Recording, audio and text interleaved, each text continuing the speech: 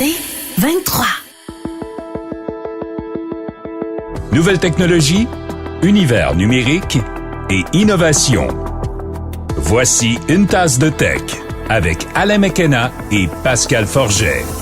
Bonjour tout le monde, bienvenue à une nouvelle édition d'une tasse de tech, première de 2023.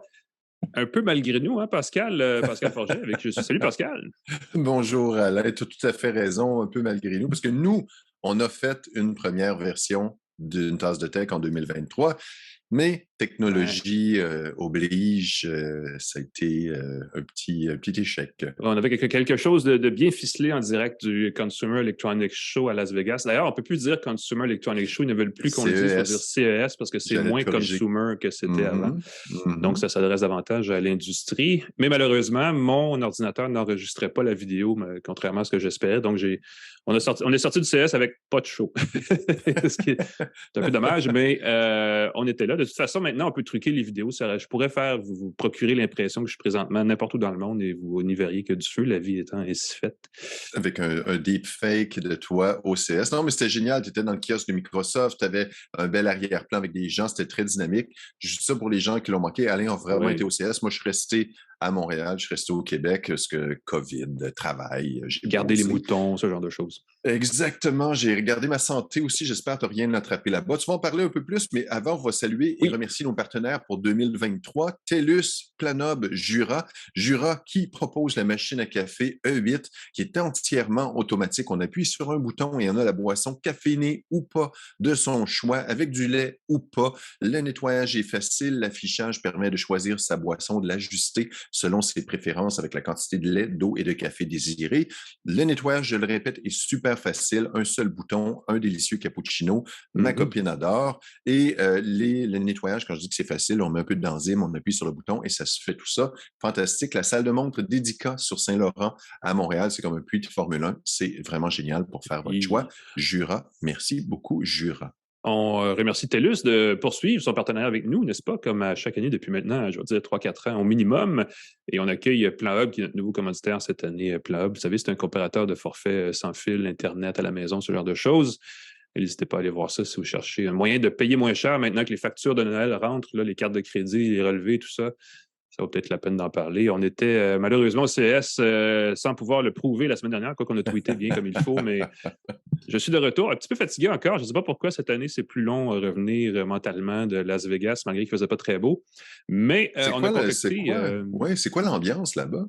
C'était-tu un retour après... je ne veux pas dire que c'était dystopique, mais parce qu'évidemment, les organisateurs ont publié lundi, ils disent qu'il y a 115 000 personnes qui ont assisté à l'événement, ce qui est un record. Ils en anticipaient 100 000, donc c'est plus que ce qui était prévu. Malheureusement, moi, sur place, je n'ai pas vécu cet engouement. Il y avait trop d'espace libre entre les gens pour imaginer qu'il y avait 115 000 personnes. Basé sur mon expérience précédente, il y avait du monde tard dans la semaine, mais je ne sais pas si je peux dire qu'il y avait autant de monde que ça. Il y avait beaucoup de monde dans les rues entre les différents pavillons, parce que c'est les hôtels, le centre des congrès, tout ça, puis il y a des autobus qui font la navette, puis on est toujours coincé dans le trafic. Mais dans les salles d'exposition, dans les zones d'exposition que moi j'ai visitées, je n'ai pas vu autant de monde que ça. La journée des médias était facile comme jamais. On passait, il n'y avait aucune attente nulle part, alors que d'habitude, il y a non seulement de l'attente, mais il y a aussi des salles de débordement, parce qu'on ne peut pas rentrer, puisque c'est complet. Là, il y avait de la place tout le temps, partout, il n'y avait pas d'attente. Donc, je ne sais pas à quel point c'était... À mon avis, il y a beaucoup de gens qui ont regardé en ligne l'événement et ils ont comptabilisé ça dans leur nombre de visiteurs. Et il y a des gens qui se sont déplacés à Las Vegas qui ont quand même regardé les conférences de leur chambre d'hôtel parce que tout était web diffusé. Et ça, je pense que c'est une nouvelle tendance qu'on va voir durablement s'installer dans ce genre de conférences-là. Il faut se poser la question, est-ce que c'est encore pertinent d'ailleurs dans le contexte où tout coule sur Internet avant les conférences? Est-ce qu'on a besoin de tous se rendre à la même place au même moment pour voir des choses qu'on sait déjà qui existent parce qu'on a tous vu passer sur Internet. Donc, c'est une question qui se pose ça aussi à partir de maintenant, à mon avis. Oui, on s'entend, là, c'est beaucoup plus facile de couvrir le CES à distance, à quelque part, bien assis avec une bonne connexion Internet. Alors, si tu te déplaces à Las Vegas, tu dois courir d'un petit peu de décalage horaire, l'air est sec, il faut se déplacer d'une conférence à l'autre, tandis que du web, tu peux regarder la conférence bien assis chez toi avec ton café. Il y a beaucoup de gaspillage de nourriture, de bière pas bonne et de choses comme ça, effectivement. Et je pense que beaucoup d'organisations, des gros qui allaient, là, des Gizmodo, des Engadget et compagnie qui étaient 40, 50 certaines années, qui ont diminué de moitié. Ouais. Là. Donc, il y a juste une partie de l'équipe, puis l'autre couvrait directement de leur bureau. Fait que ça aussi, ça doit changer pour la salle de presse. Puis moi qui ai couvert de Montréal, ça n'a jamais été aussi facile voilà. que de le Je veux faire dire, en personne. le gros avantage pour moi, c'est pour la couverture pour le Devoir où j'ai rencontré les gens du Québec qui étaient là-bas. Oui. Oui. Ça, il faut être sur place pour le faire nécessairement, mais pour le reste, effectivement, ça se fait très bien à distance. On va parler un petit peu du CS dans les prochains segments de l'émission, mais on va aussi un peu élargir le sujet. Mais on va commencer tout de suite avec les actus, si tu veux bien, Pascal. Les actus qui, je vais le faire d'ailleurs, sont présentés par InfoBref. Si vous voulez savoir chaque matin ce qu'il y a d'important dans l'actualité, vous pouvez vous abonner à l'infolettre matinale d'InfoBref. Chaque jour, l'essentiel des nouvelles au Québec et dans le monde. Essayez ça, InfoBref matin. Il faut s'abonner, c'est gratuit, évidemment, mais vous pouvez s'abonner en visitant infobref.com. Pascal, je vais te laisser partir avec un fin concentré, l'essentiel moelle de ce que tu as vu au CS la semaine dernière. Ben, écoute, c'est pas l'essentiel, c'est ce que j'ai vu qui m'a fait rire. C'est un des premiers produits, c'est un masque pour filtrer les conversations. C'est une compagnie française qui fait ça, qui est basée à Toulouse, en France, c'est un masque un peu comme celui de Bane dans Batman, qui laisse passer l'air, mais pas le son. Ça utilise la technologie des silencieux utilisés dans les réacteurs d'avion, mais miniaturisés. Ouf. Donc, c'est très associé à l'aéronautique au point où il collabore avec Airbus pour peut-être un jour permettre les conversations téléphoniques en vol. Et ça, c'est quelque chose qui fait peur les passagers ailleurs dans l'avion. Ben oui, c'est une bonne idée, ça. Ben oui, parce que moi, j'aimerais pas être pris 7 heures dans un avion avec quelqu'un qui jase avec sa famille, ses amis, qui fait des vidéoconférences. Ça m'est déjà arrivé. Et voilà, ça, tu veux pas ça. C'est pas plaisant. Et c'est ça. Et s'il y a un masque qui permet d'isoler suffisamment le son, ça pourrait permettre dans les avions les conférences, mais aussi dans les cafés, les malotrus bruyants qui prennent le café comme leur salle de réunion et qui jasent très fort à voix haute dans un café autrement tranquille. Parler avec quelqu'un, c'est une chose. Parler tout seul à son ordinateur, moi, ça m'insulte profondément. Donc, on espère, c'est une compagnie qui s'appelle SkyTed, compagnie française. Tu as dû le voir là-bas, la délégation française French Tech est en feu là-bas. J'ai été mitraillé de communiqués de presse par eux. Et d'ailleurs, je vais proposer un produit français qui était là-bas en finale de l'émission. J'ai passé un vol vers l'Europe entière assis à côté de quelqu'un qui est un acteur américain assez connu, qui, à l'époque des téléphones intégrés, encastrés dans les accoudoirs de sièges d'avion, il fallait glisser sa carte de crédit tout simplement pour faire des appels. Et il a fait un appel Montréal-Paris sans arrêt. C'était quelque chose. On veut un nom. C'est plaisant. Je me rappelle plus, non, malheureusement. Tu veux l'oublier. Et c'est moi le problème, c'est que je suis pas très bon à retenir le nom des acteurs hollywoodiens, mais bon, que voulez-vous. Il y avait un truc au CS qui a fait jaser, peut-être, je sais pas si c'est pour les bonnes raisons, parce qu'évidemment, on parle tout le temps des nouveautés, des gadgets présentés, des innovations, tout ça. Qu'on aime. Mais il y a de ces choses-là qui sont présentées au fil du temps, qui sont des échecs par la suite. Ça fait 56 ans que le CS existe, et si chacun des gadgets présentés au CS depuis 56 ans avait vu le jour pour vrai commercialement, on capoterait. Donc, ce qu'il y avait, c'était un mur des échecs de la technologie. C'est un site qui veut se faire connaître, qui s'appelle Pre-Launch, donc pré-lancement en anglais, qui présentait un mur où il y avait, je veux dire, une quinzaine de gadgets qui, au fil du temps, ont été lancés par différentes, pas seulement des startups, mais des grandes entreprises qui n'ont pas toujours bien marché. Et d'ailleurs, le gros objet au milieu du mur, c'était un objet qui a été mis en marché par Apple au début des années 2000. Il n'a pas été en marché très, très longtemps, qui s'appelait le iPod Hi-Fi. C'était une grosse boîte blanche avec un devant noir qui était un socle pour iPod à l'époque, avant que l'iPhone voie le jour. C'était vraiment un gros machin. Là. C'était gros comme un four micro-ondes. Puis là, on mettait là-dessus, sur le petit connecteur iPod, son iPod.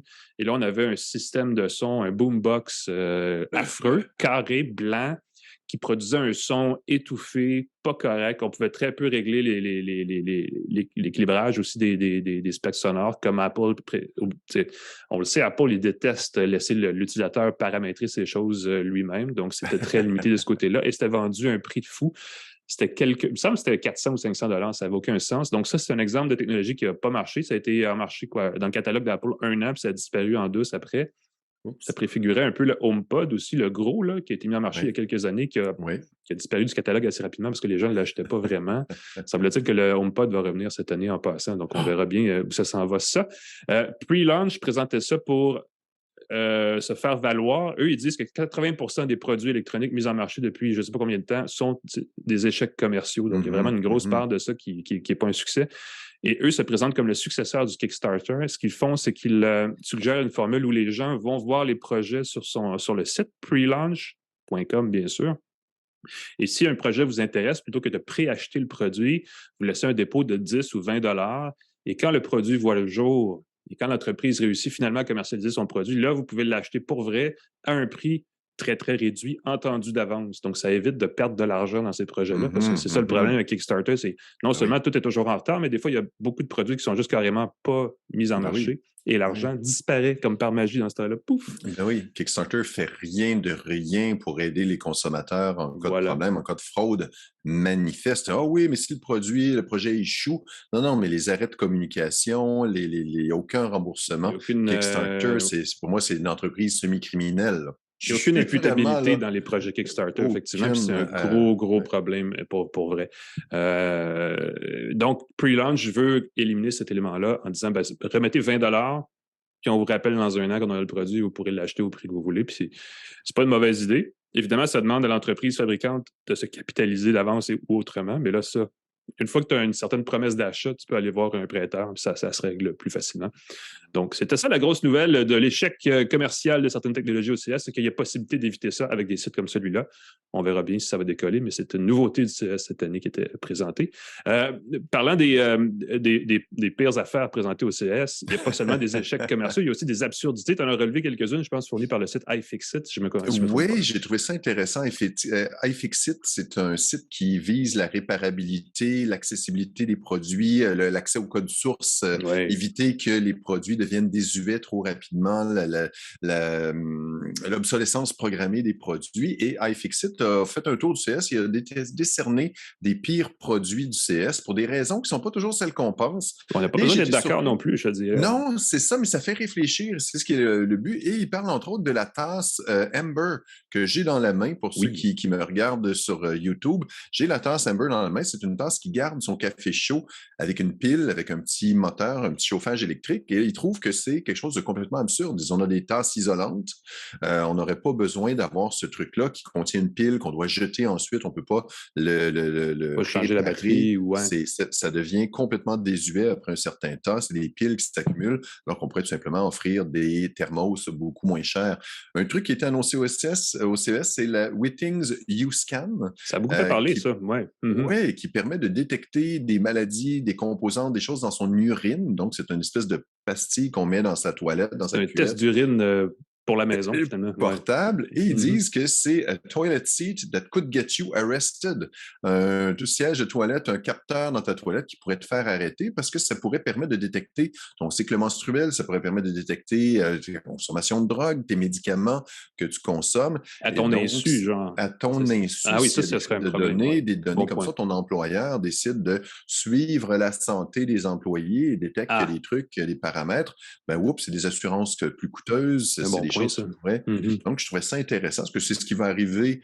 Je ne suis pas sûr. On met aussi la télé Roku. Je trouvais que, encore une fois, j'ai été surpris pour la raison, c'est que je trouvais que l'idée intéressante, Roku, qui est une espèce de système d'exploitation. C'est un prolongement logique de ce qu'ils font déjà, effectivement. Pour rendre les télés intelligentes. Donc, le système est intégré et Roku fait son propre téléviseur, mais on s'inquiète des failles de sécurité dans le logiciel de la télévision. Je trouvais ça intéressant. Soudainement? Oui, et puis, donc, la tasse Amber, et c'est quoi aussi? Ah oui, j'ai trouvé ça drôle. JBL, qui font des écouteurs dont l'étui a un affichage. Ça, on pourrait les essayer parce que JBL m'ont dit qu'ils les enverraient plus tard ce printemps quand ils vont les commercialiser. Ils ne sont pas les seuls. HP aussi, avec une start-up ou en tout cas une sous-marque qui s'appelle Poly, avait le même genre de bidule. Oui, Poly, exactement. Donc, sur ton étui. L'écran tactile donne une indication en temps réel du niveau de batterie. Tu peux régler l'annulation de bruit dans tes écouteurs à partir de l'étui. Il y a plein de petits réglages que tu peux faire comme ça parce que c'est un écran tactile aussi. Mais c'est vrai que à la fin de la journée, c'est parfaitement inutile. C'est ça, mais tout, et on s'entend que 99% des produits technologiques ne sont pas nécessaires pour vivre, sauf qu'ils ajoutent du plaisir. Dans ce cas-ci, moi, je vois très bien le plaisir, sauf qu'encore une fois, iFixit voit la difficulté de réparation, les coûts supplémentaires, un écran de plus, et puis, encore une fois, pour le recyclage, c'est une catastrophe. Au lieu d'avoir un étui de recharge, tu crées un étui avec un affichage qui va demander, qui va complexifier encore le recyclage. Fait que c'est pas nécessairement que les produits sont mauvais, c'est ça que je je trouve intéressant. C'est pas nécessairement que les produits sont mauvais, c'est simplement qu'au niveau du recyclage et de la durabilité des produits, ça peut causer différentes failles. Et je pense qu'on a donné un truc très drôle, c'est une pilule que tu imprimes, un produit de beauté que tu imprimes, les Neutrogena Skin Stacks, qui analysent ta photo avec une photo de ton visage, vont analyser ta peau et vont créer pour toi, vont imprimer pour toi une petite pilule qui ressemble à un jujube, qui ressemble à un bonbon, que tu vas recevoir par la poste. Alors, ils disent qui a demandé ça, qui veut avoir des pilules aussi chères, aussi pas nécessaires, des suppléments qui ne sont pas prouvés. Donc, c'est tout le questionnement de pourquoi on fait ce truc-là. Question valable, je trouve ça très drôle. Puis en plus, ils collectent tes données, évidemment, parce que comme ils savent que tu fais ça, collection des données. Donc, c'est un excellent point. C'est la question du coût environnemental, hein, parce qu'on parle beaucoup des nouveaux gadgets forcent souvent une obsolescence inutile d'autres gadgets avant eux. Puis c'est un coût environnemental qui est important qu'il faut. Quand IFixit le calcule différemment, il arrive d'un autre angle, mais effectivement, ça change la perception qu'on a des produits souvent. J'en ai-tu vraiment besoin? On connaît le slogan. Là. Donc, ça se pose effectivement. Merci Pascal. Je vais juste terminer l'actualité avec un sujet qui est hors CS, mais qui a quand même fait jaser et qui continue de faire jaser, que ce soit au CS ou ailleurs. La fameuse interface conversationnelle ChatGPT continue de faire placoter. Et là, la plus récente nouvelle, vous l'avez peut-être vu passer, Microsoft aurait l'œil sur OpenAI, la compagnie qui a créé ChatGPT. OpenAI qui, jusqu'à avant hier, était une OSBL, parce que là, ce qu'on apprend, c'est qu'ils sont en train de se recapitaliser et qu'ils aimeraient faire de l'argent à partir de leur technologie. Surprise! Oui, parce que les frais de serveur, ils disaient que ça coûtait très cher par jour. Extrêmement énergivore. Leur technologie, effectivement, se repose sur un système d'intelligence artificielle qui s'appelle le GPT-3, donc la troisième version. Je disais quelque part, c'est peut-être même la troisième version et demie. Il y a un GPT-4 qui s'en vient, qui va être encore plus éclaté. Imminemment. Ouais, donc tout ça coûte des sous et ils veulent évidemment générer des revenus. Et là, Microsoft a dit, nous, on voit un certain potentiel à votre technologie qu'on pourrait intégrer à la nôtre. Puis on les comprend. Microsoft serait prêt à investir 10 milliards. Ils ont mis 1 milliard déjà en 2019. Ils les en rajouteraient 10 autres pour essentiellement s'approprier, en fait, le premier droit d'usage de leur technologie. Pensez, entre autres, et ça mon cerveau a éclaté, ChatGPT dans Word, Excel ou PowerPoint, où on lui demande simplement, crée-moi un document, crée-moi une feuille de calcul, crée-moi une présentation par diapositive sur tel sujet, en telle longueur, de telle façon, suivant tel style d'écriture ou visuel, et pouf! Et là, l'outil devient tout d'un coup pratiquement le maître. Parce qu'il fait la job à notre place. Et ce serait hyper utile. Extrêmement puissant. Ben voilà, plutôt que d'écrire, on le fait écrire. Et même plutôt que de dicter vocalement, on fait juste lui demander. Si Microsoft fait ça, clairement, ils ont compris où ça s'en va, cette affaire-là. Il y a beaucoup de gens qui vont s'arracher les cheveux à l'eau de bout quand des professeurs, entre autres, quand les élèves vont leur remettre un travail fait par Word, littéralement à leur place. Il y a aussi la portion, puis ça, c'est ce que tout le monde voit, mais encore là, faut-il que ça marche, mais d'intégrer ChatGPT dans Bing, le moteur de recherche de Microsoft, qui est le concurrent de Google. Je le vois moins, mais c'est mon opinion très personnelle, mais intégrer ChatGPT pour demander à Bing, hey, dis-moi donc, qu'est-ce que tu as à faire, quelle est la recette pour ça, où est-ce que je peux faire ci, et plutôt que d'avoir une liste de sites web, d'avoir une présentation lisible ou même qu'on peut écouter facilement, ce serait au niveau de l'interface le fun, parce que les moteurs de recherche, depuis leur naissance, il y a 30 ans, ce sont que des résultats de sites web. Oui. Google a réussi à monétiser ça de façon exceptionnelle, mais quand même, ça restait un peu le même modèle. Et effectivement, là, il y a peut-être une façon différente d'approcher la question. Apple le fait très modestement avec Siri dans ses recherches qu'elle fait elle-même plutôt que passer par Google sur certaines affaires, elle nous livre des résultats. Mais encore là, ça reste proche du modèle original. Là, Microsoft a peut-être quelque chose de transformationnel qui pourrait être le fun s'il l'applique comme il faut. Et ça, pour Microsoft, on le sait, c'est un gros si. Là. Encore faut-il qu'il l'intègre comme du monde. À suivre. Cela dit, Microsoft donc investirait 10 milliards et demanderait en retour d'avoir 75% des profits d'OpenAI jusqu'au jour où elle aura récupéré les 10 milliards, après quoi elle veut rester actionnaire à hauteur de 49% d'OpenAI. Donc, c'est la rumeur. En tout cas, c'est ce que les médias américains publiaient plus tôt cette semaine. Je ne sais pas si ça va se concrétiser pour vrai, mais Microsoft est très près déjà d'OpenAI. Donc, ça risque de finir sous une forme ou une autre de partenariat entre les deux. Ça va être intéressant de suivre ça résolument. Mais on n'a pas fini d'entendre parler de ces choses-là parce que ce n'est que le début, comme dans la chanson. C'est un début. Tu vas-tu nous la chanter? Non, OK, c'est correct. Fin de l'actualité. Donc, nous, on va chanter ça de notre côté l'espace d'un instant. Puis, on revient avec, je vais dire, focus, zoom sur le CES, mais vraiment sur un aspect spécifique du CES. Et je le dis comme ça, je pense que c'est la fin du téléviseur. On fait une courte pause, on vous revient, on parle de ça tout de suite après. Toujours à Une tasse de tech. De retour à Une tasse de tech avec Alain McKenna et Pascal Forget. Et bienvenue à Une tasse de tech. On fait un dernier retour sur le CES, mais un retour différent parce qu'on ne peut pas juste présenter 300 nouveautés. Il y a quelque chose qui s'est passé, qui est un peu passé sous le radar en fait au CES, parce que traditionnellement, on présentait là-bas des téléviseurs, des électroménagers, des choses comme ça. Et là, c'est un peu passé inaperçu à travers tout le reste. Mais il y avait une grosse tendance dans les téléviseurs cette année où je pense qu'il faut arrêter de dire le mot téléviseur, il faut vraiment parler d'écran. Oui. Parce que, entre autres, on l'a vu avec Samsung qui ont présenté évidemment des téléviseurs 8K. Et ça, c'est fou parce que le 8K, c'est. La plupart des gens viennent d'acheter un téléviseur. La plupart des gens. Maintenant, quand on achète une télé, c'est généralement une télé 4K, donc ultra haute définition, qui a 4096 par 3000 quelque chose de pixels, me semble. Là. Je ne sais plus exactement le détail. On perd le fil de ces chiffres-là. Beaucoup de pixels. Et on se dit, waouh, c'est parfait, ça fit dans mon 85 pouces, c'est parfait pour mon salon. Et là, on avait des téléviseurs 8K, donc qui sont 4 fois plus détaillés, qui ont une tonne de pixels de plus et qui font des dimensions au-dessus de 100 pouces. On parle vraiment de gros pans de mur qu'on met dans le salon. Ils avaient présenté, il y avait une seule source vidéo existante grand public qu'on pouvait diffuser en 8K et c'est la série du Seigneur des Anneaux sur Amazon Prime Video. J'ai oublié son nom exact. C'est très beau. Mais c'est vraiment superflu. Ce qui est intéressant à travers cette nouveauté-là, c'est chez Samsung, ce qu'on dit maintenant, c'est que le 8K, dans une certaine dimension, il y a une densité de pixels assez élevée pour qu'on ne voit plus l'œil ne reconnaît plus les pixels, en fait. C'est comme si l'image était une vraie image. Donc, il y a une qualité d'image là, qui est rehaussée. Et l'autre truc qu'il disait, c'est que grâce à cette technologie-là, quand on parle plus de densité de pixels, ce qui arrive, c'est qu'on n'a plus besoin de faire une télé. On ne peut plus parler de télé 8K de 90 pouces ou de 103 pouces ou peu importe. On peut juste faire des écrans et ils ont une capacité de production où on peut faire des écrans, en fait, de la dimension et du ratio d'écran que vous voulez. Donc, ce n'est pas nécessairement une image 4 tiers comme la vieille télé. Ce n'est pas du 16:9 comme la HD. Ce n'est pas du 21:9 comme on voit au cinéma parfois. Ça peut être n'importe quoi. Et on peut les bâtir pratiquement sur mesure pour remplir le trou sur votre mur qui fait votre affaire. Donc, ça n'a pas besoin d'être un écran 85 pouces au ratio 16:9, ça peut être un écran entièrement carré ou même vertical. Il y avait des écrans verticaux chez Samsung au CS. Et on le met sur le mur, là où vous en avez besoin, ou sur un meuble, le salon, ou dans le bureau, peu importe. Et cet écran-là n'est plus un téléviseur parce que la télévision devient un petit morceau de tout ce qui est possible de faire avec ces écrans-là.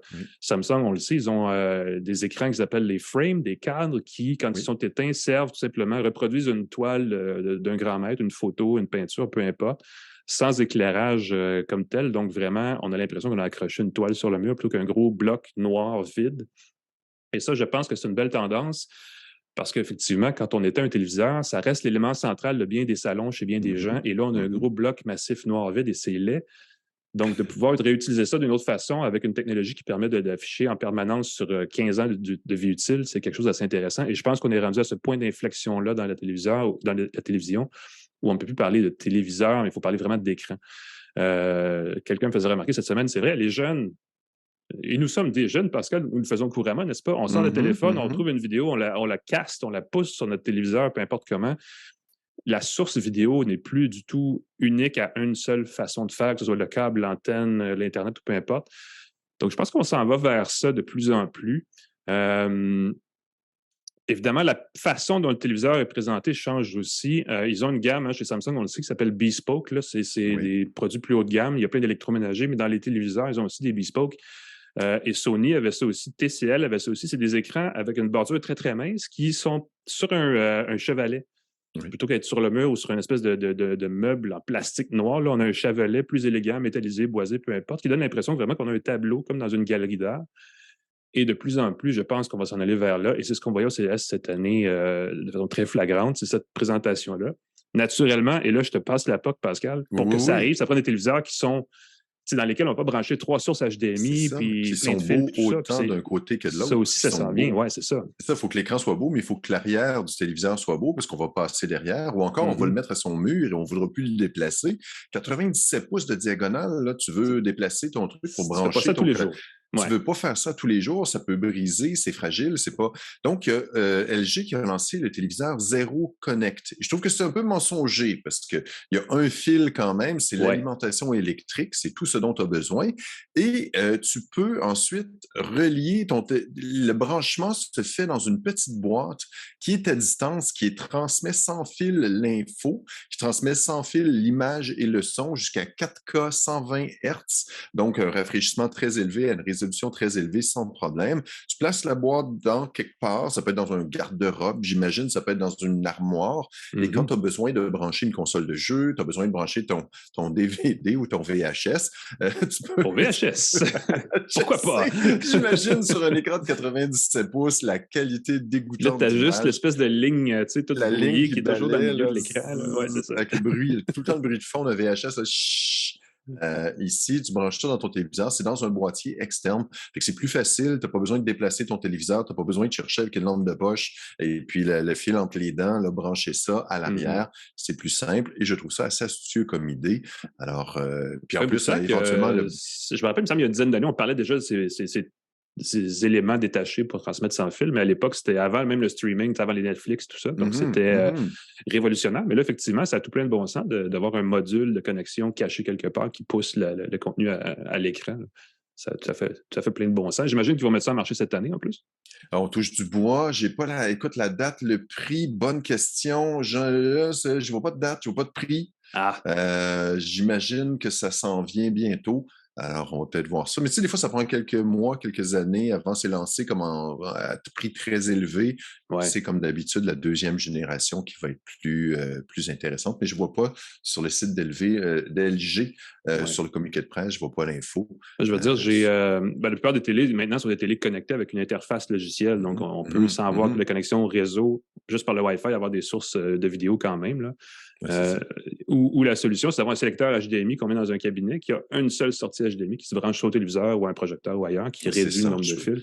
Je pense que l'an passé, c'était Samsung qui avait lancé un télé avec un fil, plus celui d'alimentation, et LG élimine le fil carrément, ce qui donne plus de flexibilité dans ton décor, je trouve. Vous savez que le câble HDMI, c'est un consortium. Hein, c'est des regroupements d'entreprises qui en tirent évidemment des bénéfices par royauté. Ils ont intérêt à ce que ça continue d'exister. Donc, c'est sûr que la disparition du câble HDMI va embêter bien des gens et il va y avoir de la résistance. Donc, c'est effectivement quelque chose qui risque de prendre du temps. Qu'est-ce qui va se passer avec Monster Cable?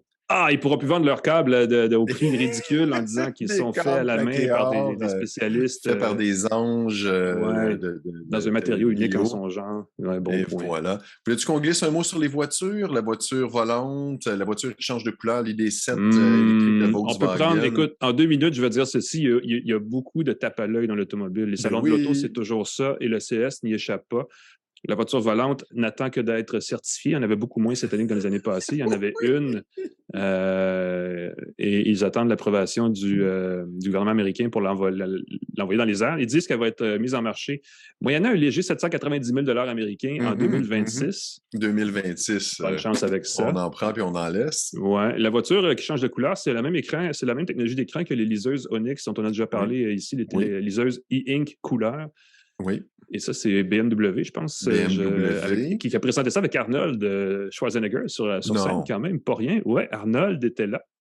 Quand même. Mais c'est l'ID7 Volkswagen, c'est de la peinture électroluminescente. Et Volks avait aussi ça, qui avait des codes QR intégrés là, qui permettaient de configurer soi-même la couleur. J'ai hâte de voir ce que ça va donner, mais ça, c'est toujours des gadgets pour faire parler, parce que les grands constructeurs mettent jamais ça en marché. C'est toujours un peu dommage. Évidemment, la Afeela de Sony.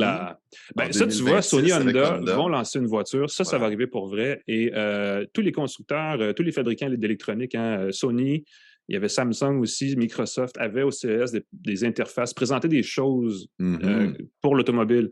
Samsung arrive un peu tard, mais présente leur propre interface style CarPlay ou Android Auto.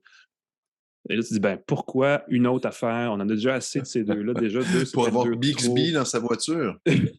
Il manquait juste ça. En tout cas. Mais oui, il y avait beaucoup d'autos. C'était vraiment un salon de l'auto. Je pense que si j'avais une suggestion à faire au CEA, l'organisation qui supervise le CES, ce serait de séparer, de faire 3 salons dans l'année. Un salon d'auto, un salon d'électronique plus grand public, puis un salon des innovations, gadgets, intelligence artificielle, tout ça. Ça serait permettrait de mieux en sortir parce que ça fait beaucoup à couvrir d'un coup, même si on est. Même les équipes de 3-4 journalistes pour un seul média doivent s'arracher les cheveux. Pas évident. Mais c'est quand même une grosse tendance, il faut le souligner, malgré tout. On va prendre une rapide pause, ou une pause rapide, n'est-ce pas, Pascal, pour revenir et parler de produits essayés. Moi, j'en ai ramené un du CS qui m'a un petit peu sauvé la vie. Pas la vie, mais vraiment les fesses, disons-le comme ça. Toi aussi, tu as un truc pour les grands voyageurs. Donc, restez avec nous. On revient tout de suite avec la fin d'une tasse de tech. De retour à Une tasse de tech avec Alain Mekena et Pascal Forget. Et bienvenue à Une tasse de tech, dernier segment de cette première édition de notre balado pour l'année 2023. Ouais, c'est le moment que j'aime le plus parce que c'est celui où on parle de gadgets et on peut un peu plus se lâcher là sur... Parce que là, nous sommes 2 vétérans, Pascal, je suis désolé de te l'annoncer, 2 vétérans de la chose journalistique et technologique. À nous deux, plus de 40 ans d'expérience en technologie. On a du bagage. Et là, je vais faire un lien très habile. Quand on a du bagage comme nous, n'est-ce pas, ça prend des objets qui nous aident de voyager léger. Mais avant que tu nous déballes ce que je viens de dire là, je veux juste vous parler d'un truc qui est un commanditaire qu'on a pour ce segment-là. Un truc qui m'est arrivé pour vrai au CS la semaine dernière, c'était le championnat du monde de hockey junior qui avait lieu en même temps. Et moi, c'est une tradition chez moi, Noël, je regarde le tournoi. J'aime beaucoup suivre l'équipe canadienne, peu importe les déboires hors glace des joueurs, parce que ça, c'est un autre débat dans lequel je ne vais pas embarquer, mais j'aime le hockey, puis ça, c'est le fun à regarder. Le problème, c'est quand tu es aux États-Unis et tu vas regarder l'équipe Canada, les diffuseurs canadiens bloquent à la frontière leur diffusion. Donc, c'est pas possible de regarder les matchs à distance, sauf si on trouve un bar sportif. Il y en a beaucoup à Vegas, mais ça ne me tentait pas ça non plus parce que ça pue, on va se le dire franchement. Alors, que faire? Ben, la solution, vous le savez, il existe dans le monde ce qu'on appelle des VPN, des applications qui permettent de trouver un serveur qui agit comme un intermédiaire entre nous et la source Internet qu'on souhaite consulter. Et généralement, on utilise ça pour se sécuriser, n'est-ce pas, pour s'anonymiser quand on est sur Internet. Mais il y a aussi un usage qu'on peut faire, dans mon cas, c'est de trouver un serveur à Montréal pour donner l'impression à mon diffuseur que j'étais à la maison pour pouvoir regarder les matchs. Et ça a fonctionné. Donc, j'ai pu voir les matchs, incluant la finale, incluant le tir, le but en prolongation, le 2-1. Qui a amené le Canada à gagner l'or. Donc ça, j'étais content. Et j'étais en train de marcher dans la rue avec mon téléphone. Et là, j'ai vu ça. J'ai dit, ouais! Là, tout le monde se demandait il pensait que je venais de gagner de gros lot, n'est-ce pas, à Las Vegas? Mais bon, bref, j'ai réussi à faire ça grâce à un VPN. Et un VPN, parce que là, vous dites, c'est le fun, j'en veux un, qu'est-ce que je fais? Je vais vous proposer celui-ci. CyberGhost VPN en est un qui existe depuis un bout de temps, qui est assez connu des gens qui ont déjà porté un intérêt envers les VPN. Ils s'offrent, eux, 9200 serveurs dans plus de 90 pays. Donc, c'est quand même un service assez intéressant. Service qui est accessible en français, dont le soutien technique peut être aussi accessible en français. Ça, c'est assez rare dans ce créneau-là. Et qui est aussi installable sur téléphone, tablette, Mac ou PC, sur la télé connectée de votre choix. Ça s'installe évidemment facilement.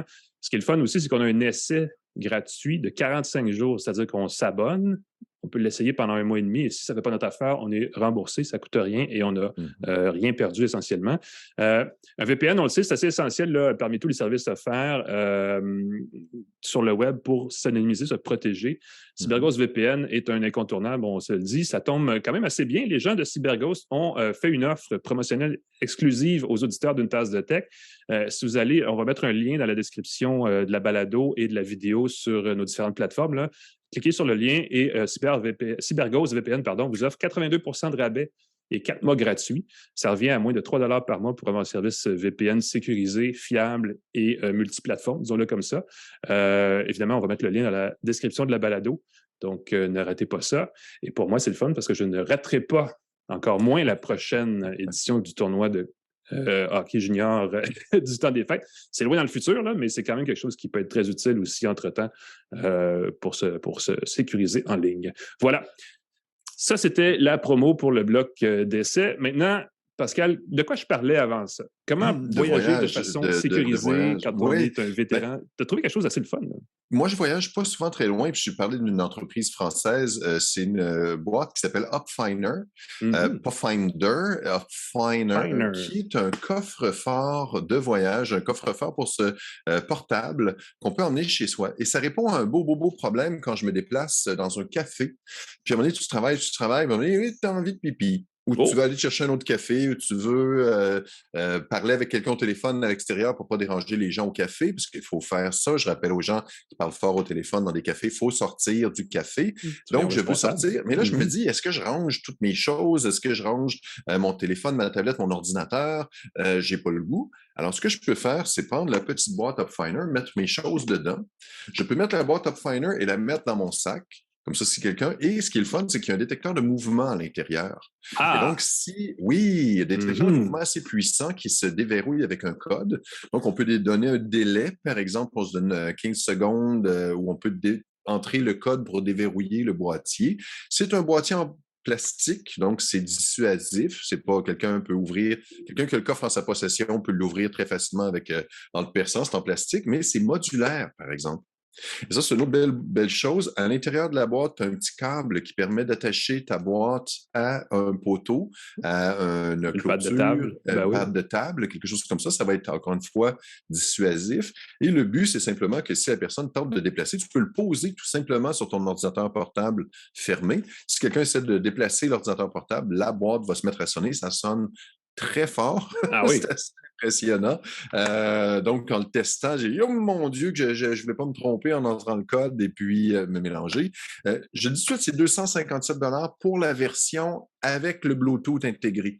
Donc, qui non seulement va détecter le mouvement, mais va aussi détecter si on s'éloigne pour envoyer une notification dans son téléphone, ce qui peut être utile dans des endroits où ce n'est pas approprié de faire sonner. Est-ce qu'il y a une alerte Bluetooth si l'objet est déplacé? Si l'objet est déplacé. Fait que c'est une espèce de boîtier de protection. C'est sûr qu'on peut dire, oui, mais je peux faire ça avec un AirTag. Non, le AirTag va dire où est ton objet. Oui, les licences ne sont pas les mêmes. Là, ouais. C'est ça, l'objet ne va pas te dire, puis quelqu'un qui jetterait le AirTag collé sur ton objet, tandis qu'avec l'Upfiner, si quelqu'un le déplace, tu peux le mettre dans ton... C'est ça, c'est que tu ne veux pas que quelqu'un vole ton sac à dos, tu mets le Upfiner dans ton sac à dos. Voilà. Et l'autre chose qui est bien, c'est que, je l'ai dit, c'est une compagnie française qui s'engage à faire 10 ans de pièces de remplacement pour le boîtier. Donc, c'est quand même, si la compagnie survit 10 ans... C'est sans dommage, ça se répare. Ouais. C'est ça. Et modulaire, dans le sens où on peut changer les composantes du coffre pour le mettre à son vélo.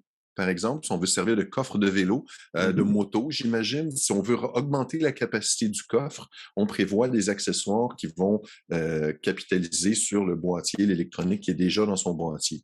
Fait que je trouve que l'idée est super intéressante, c'est pas donné, mais il suffit de se faire voler une fois des trucs dans un café, le vol à la tire, en voyage, c'est fréquent. Ça arrive. On est assis dans un café, quelqu'un prend notre téléphone, si on le laisse dans la boîte, on a moins de chances, le côté dissuasif de ça, et puis d'éviter ça. Upfiner, produit français, vraiment une belle idée de la French Tech, mesdames et messieurs. La French Tech qu'on salue d'ailleurs, qui était très présente au CES. J'ai aussi ramené un bidule du CES qui, en fait, m'aurait sauvé la vie durant notre balado qu'on a enregistré, malheureusement, qu'on n'a pas pu diffuser. Ça sonnait merveilleusement bien. J'ai aussi utilisé justement pour faire de la radio en direct à ce moment-là avec les gens du 98.5 FM à Montréal, que je salue également, qui sont je salue aussi. Voilà, nous les saluons. J'étais là aussi. Le casque, c'est un casque évidemment qui s'appelle... c'est en anglais, Essential HS2000BT, une compagnie qui s'appelle Cyber Acoustics, qui était présente au CES et qui avait ce casque-là à présenter en nouveauté. C'est un casque tout à fait simple qui est un casque Bluetooth, n'est-ce pas? Donc, sans fil, à connexion USB-C. C'est un casque qui a une annulation de bruit de fond aussi et qui a en plus ce petit micro ici qui fait toute la différence du monde. Il y a beaucoup de casques micro devant la bouche, comme exactement, qui permet de rabattre et de l'avoir. Exactement. Ça. Il y a beaucoup de casques pour jeux vidéo, pour joueurs, pour gamers, qui ont à peu près ce format-là, mais qui sont généralement extrêmement gros et à la limite encombrants. Celui-là est vraiment fait je te dirais, pour les gens qui travaillent dans un bureau, qui font beaucoup d'appels, services téléphoniques, choses comme ça, c'est un peu ça le public, mais en même temps, c'est aussi un public plus large. Par exemple, moi, si je voulais l'utiliser dans le cadre d'une balado comme celle-ci, je pourrais le faire. à une condition près, c'est que, et ça, c'est un défaut de l'appareil, il n'est pas reconnu comme un micro par mon système, donc je ne peux pas le passer par mon logiciel, en fait, qui filtre le son pour enlever les bruits de fond, entre autres choses. Mais sinon, déjà, lui-même fait une bonne job d'annuler le bruit de fond et tout ça, tellement que, justement, en studio, quand j'étais à la radio, on n'a pas vu la différence. On pensait que j'avais vraiment un micro haut de gamme. Donc, ça, c'était un gros truc. Il y a différentes particularités. Évidemment, c'est un casque abordable. Il est 130 $. Donc, en partant, c'est justement quelque chose qui est conçu pour ne pas vous ruiner. Le micro, comme bien des casques, quand on l'avance devant sa bouche, il fonctionne. On le relève. Et quand on le met en position comme de repos, si vous voulez, il se met automatiquement en sourdine. Donc là, on a vraiment juste un casque stéréo. Connexion Bluetooth, connexion USB-C aussi pour le son. Agit comme un casque musical, si on veut juste écouter de la musique ou de la vidéo, peu importe. Des commandes très simples sur le côté. Lecture, activation de l'annulation du bruit, avance rapide, recul, on-off, évidemment, et jumelage Bluetooth. C'est hyper banal comme casque, mais le petit micro, si vous faites des appels souvent, si vous faites de la balado, je veux dire, premièrement, on se connaît probablement. Deuxièmement, c'est un bon outil de départ pour faire des appels vidéo au travail, entre autres choses aussi, pour ne pas sonner comme une canne de conserve. Donc, beau gadget. 12 heures d'autonomie en discussion active. Donc, c'est quand même pas mal aussi. On a une bonne journée de travail avec ça qu'on peut utiliser. Le son est bon. Le format des écouteurs est un format qui se porte sur les oreilles. Il n'y a pas de coussinet ouvert là, qui permet de mettre par-dessus les oreilles. Et ça, la dame qui vendait, une des cofondatrices de la marque, me disait que pour elle, c'était pratique parce que les gros écouteurs lui donnent mal à la tête. Et pour bien des gens, les petits écouteurs irritent le canal auditif. Donc, l'espèce de solution mitoyenne, c'est un casque comme celui-là qui se porte très bien. Se pose sur les oreilles. Se pose sur les oreilles. Pas trop de pression, assez léger, donc on ne le sent pas. L'arceau est assez écoussiné aussi, donc se porte sur la tête sans nécessairement finir par faire mal au bout du crâne, pour ceux qui ont le crâne pointu. Moi, j'ai un problème avec ça, d'ailleurs. Donc, se porte assez longtemps, assez confortablement, plutôt léger, assez durable, pas nécessairement très élégant, mais fait quand même la job. Donc, ça, c'est un beau gadget. 130 $, je l'ai dit, cyberacoustique, trouvez-le. Il vient d'être mis en marché. Il est vendu actuellement sur les sites américains, voire arriver au Canada dans les prochaines semaines, prochains mois. Donc, ceux qui sont à la recherche d'un casque beau, bon, pas cher pour faire des appels vidéo, des appels vocaux, peu importe, en main libre, sans fil, c'est une belle solution. J'étais content parce que ça m'a sauvé d'un bruit énorme pour faire des entrevues à la radio. Tu vas pouvoir l'amener en voyage la prochaine fois, le mettre dans ton boîtier Upfiner. Ça pourrait faire ma trousse de balado-diffuseur portative avec le kit de YouTuber avec la lampe et tout. J'en ai vu une. Il faut que je le dise, j'ai vu au Costco un kit de diffusion YouTube, de réseaux sociaux avec un éclairage annulaire en anneau, un micro, un trépied, 40 $. Je sens bien. En fait, il y en avait beaucoup. J'ai vu des kiosques de podcasters au CES qui étaient vraiment vendus comme tels. C'est un kit avec l'espèce de boîte pour s'installer comme un studio de poche. Donc, clairement, c'est un créneau en pleine croissance. Mais refuser les imitations, seuls les balados qui ont du vécu, je ne vois pas comment ça fait. Nous, on est là depuis longtemps, on est des vieux de la vieille, donc vous pouvez nous faire confiance. On a un équipement pas pire. Je pense que nos voix sont radiophoniques, nos visages sont en tout cas, dans mon cas, de moins en moins télévisuels, mais bon. C'est mieux ça que l'inverse, parce que si mon visage était radiophonique et ma voix était télégénique, c'est ça. Tu sais que le compliment, quelqu'un dit « tu as une voix de radio », quand tu travailles en TV, c'est pas un compliment. C'est comme « tu as une voix de radio », ça veut dire ton visage n'est plus convenable. Lui, Hey! Sur ces récriminations sur le monde du showbiz, est-ce qu'on salue nos partenaires? Hein?